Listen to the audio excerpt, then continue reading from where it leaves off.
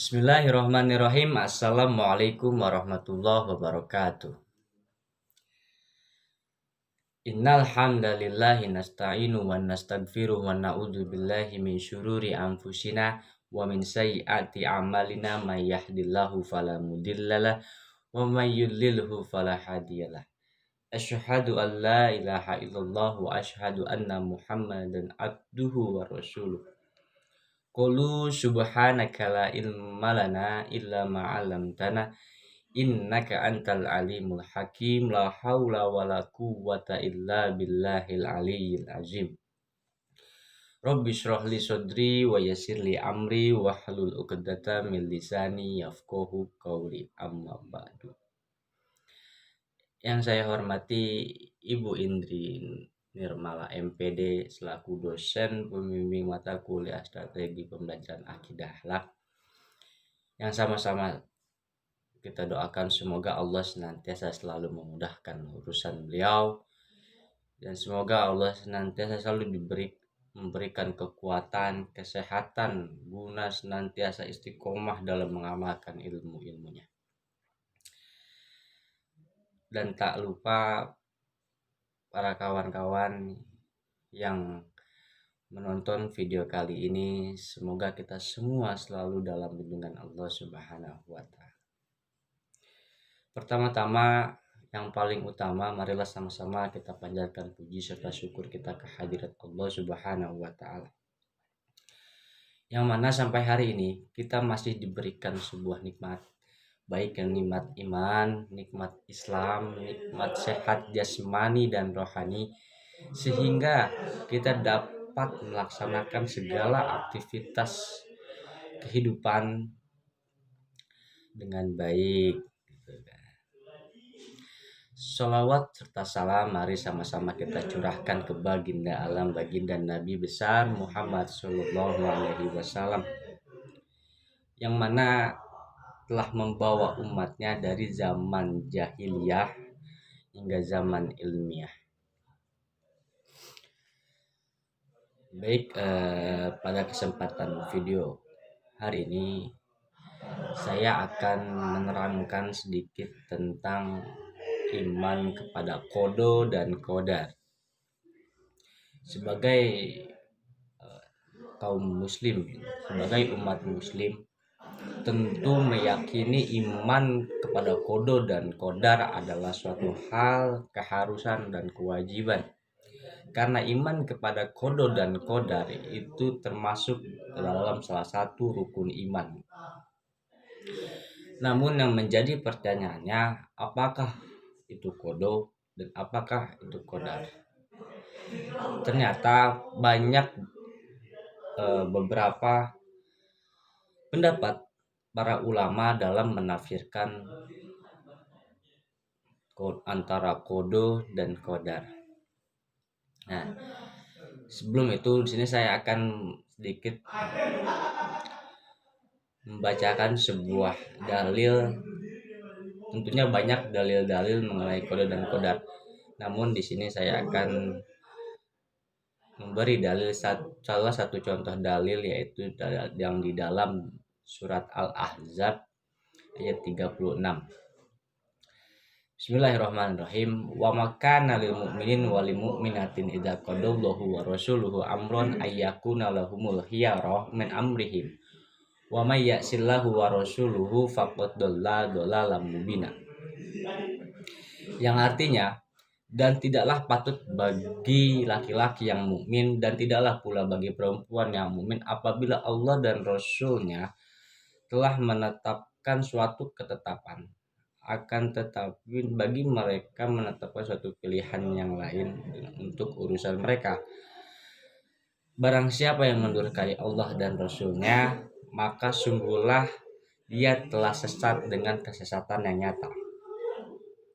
Begitupun dalam hadis yang diriwayatkan oleh Ali bin Abi Thalib, Rasulullah Shallallahu Alaihi Wasallam bersabda, "Minkum min ahadi ma min nafsin manfusatin illa waqad kataballahu makanaha minal jannah wan nar wa illa waqad kutibat syaqiyya aw sa'idah." Yang artinya tidak ada seorang pun dari kalian, tidak ada jiwa yang bernapas kecuali Allah tetapkan kedudukannya dari surga dan neraka, dan telah ditetapkan sebagai orang yang merugi dan orang-orang yang beruntung. Dari berbagai tafsir, baik itu tafsir Ibnu Katsir, tafsir Jalalain, tafsir Misbahul Munir terkait ayat 36 dalam surat Al-Ahzab ini menjelaskan atau mengisahkan tentang Al-Auf meriwayatkan dari Ibnu Abbas bahwa ketika itu Nabi Muhammad SAW ingin melamar Zainab binti Jahesh untuk saudara laki-lakinya yaitu Zaid bin Harisah. Namun keduanya menolak, tidak ingin dinikahkan. Zainab binti Jahash itu berkata kepada Nabi, saya tidak ingin menikah dengannya. Lalu Nabi menjawab, tidak, kamu harus menikah dengannya. Lalu berkata lagi Zainab binti Jahash, mengapa engkau jadi mengatur diriku, wahai Nabi? Lalu Nabi berkata,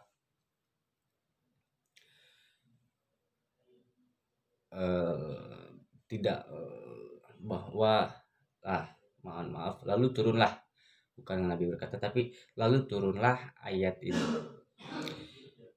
yang menjelaskan tentang bahwa apa yang menjadi ketetapan Allah dan Rasulnya itu menjadi suatu hukum, sehingga jika mendurhakai apa yang menjadi ketetapan Allah dan Rasulnya, maka ia termasuk golongan orang-orang yang sesat. Nah, setelah turun ayat tersebut, lalu Zainab binti Jahash ini berkata lagi kepada Nabi, wahai Nabi, apakah engkau rela aku menikah dengannya? Lalu Nabi menjawab, ya.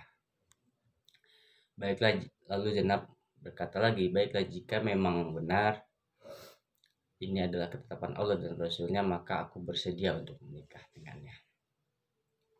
Nah, maka dari itu, dengan melihat redaksi atau tafsiran dari ayat dan hadis tersebut, tentunya kodo dan kodar ini memiliki peranan yang sangat signifikan dalam kehidupan kita. Lantas apa itu kodo dan apa itu kodar? Menurut istilah, kodo adalah ketetapan Allah sejak zaman azali tentang semua hal yang berhubungan dengan ciptaannya. Yang dimaksud dengan zaman azali adalah zaman di mana manusia masih berada di dalam kandungan atau di alam ruh.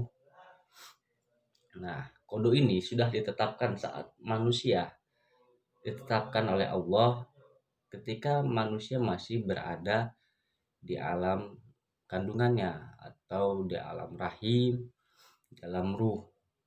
Nah, selanjutnya kodar. Dan kodar adalah sebuah perwujudan dari ketetapan Allah.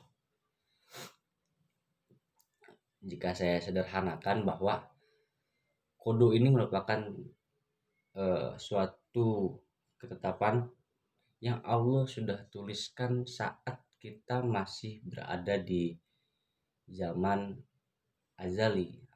Sedangkan kodar ini adalah sebuah manifestasi atau perwujudan dari ketetapan Allah atau ketetapan kodo tersebut. Nah, secara bahasa, kodo merupakan suatu ketetapan, perintah, penciptaan, hukum, dan kehendak. Secara bahasa, kodar adalah suatu peraturan, kepastian, aturan, dan ukuran. Namun, apa yang membedakan antara kodo dan kodar? Yang membedakannya bahwa kodo itu dapat berubah, sedangkan kodar itu tidak dapat dirubah.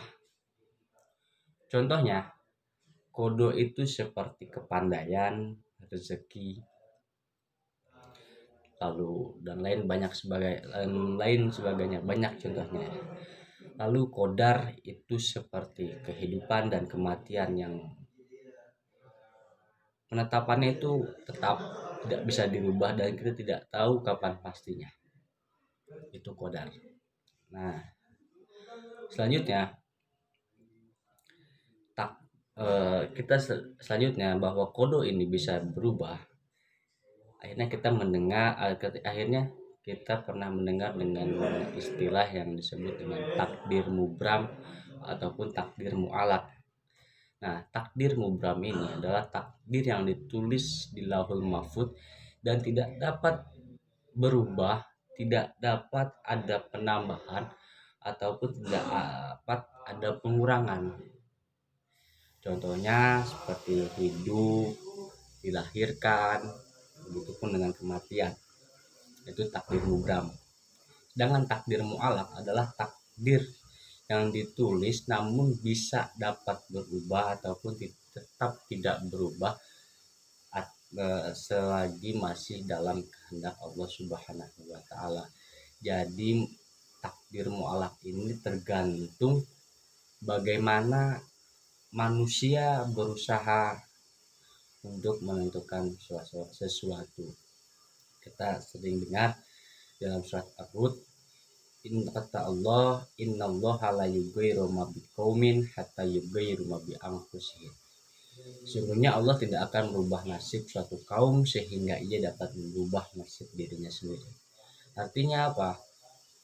Ada takdir yang memang menjadi ketetapan Allah mutlak tidak dapat dirubah, dan ada takdir yang memang bisa dirubah tergantung bagaimana dan sejauh mana manusia tersebut berusaha.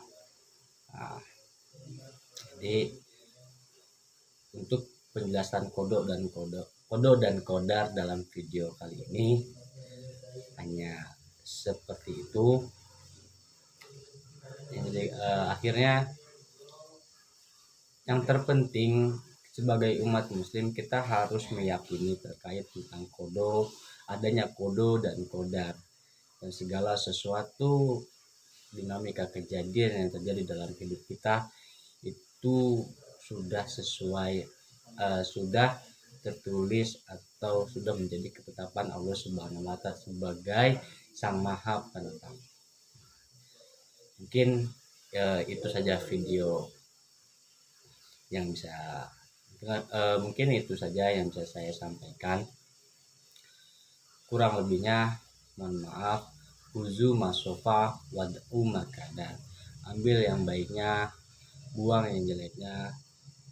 Dan jikalau memang kesalahan itu dari pribadi diri saya, dan jikalau memang ada yang benar itu mutlak daripada Allah Subhanahu wa taala.